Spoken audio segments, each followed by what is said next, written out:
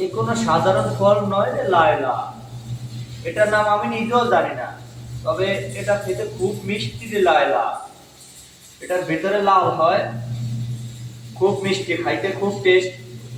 আমার কাছে খাইতে সেই লাগে।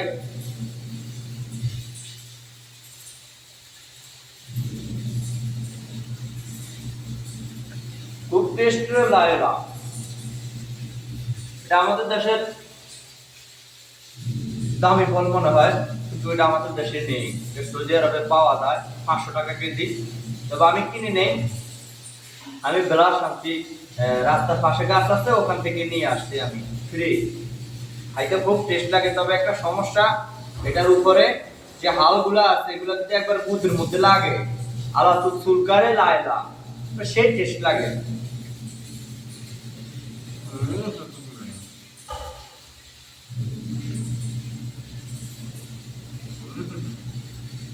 যারা যারা খাবেন চলে আসেন সৌদি আরব আবহা, এখানে অ্যাভেলেবেল পাওয়া যায়, টাকা ধরে খাওয়া যায়। সেই টেস্ট, এত টেস্ট কেন, সেই স্বাদ। এহ, মনে হয় যেন দেশের ম্যাঙ্গো আম তুলতেছি, সেই স্বাদ।